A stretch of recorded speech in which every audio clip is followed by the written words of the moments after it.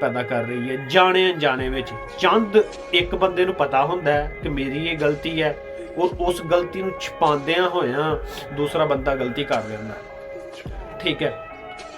ते यकीन मन्नो मैं ते किते ना किते हर इंसान दी गलती हुंदी है और उस अदारे दी किते ना किते जाने अनजाने विच गलती हुंदी है और वो गलतियां एक वक्त आ जाता गलतान बन जाते हैं, वो गलतियां का पहाड़ बन जाता है।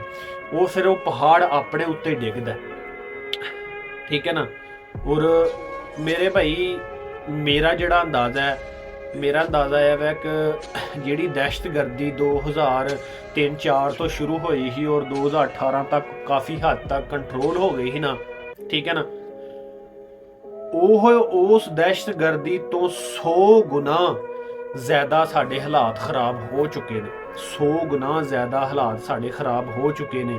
वो हुण जिहड़ा तूफान आना है ना अगों, मैनूं नहीं लगदा कि असीं उसनूं कंट्रोल कर पाईए, ठीक है ना।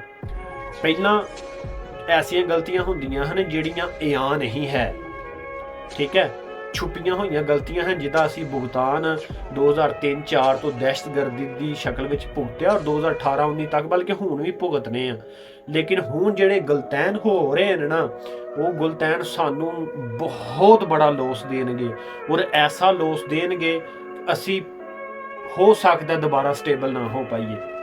जिवें सुडान, लीबिया, लिबेरिया वगैरह मुल्क जिथे ने ना, ਜਿਹੜੇ ਉਹਨਾਂ ਗਲਤੀਆਂ ਗੁਲਤਾਨ ਕੀਤੇ ਨੇ ਤੋਂ ਅਜੇ ਤੱਕ ਸਟੇਬਲ ਨਹੀਂ ਹੋ ਪਏ ਤੇ ਅਸਾਂ ਵੀ ਕੋਈ ਨਹੀਂ ਹੁਣ ਉਹਨਾਂ ਨੂੰ 15-20 ਸਾਲ 25 ਸਾਲ ਹੋ ਚੱਲੇ ਤੇ ਸਾਡਾ ਵੀ ਇਹੋ ਹੀ ਹਾਲ ਹੋਣਾ ਤੇ ਸਮਝ ਨਹੀਂ ਆਂਦੀ।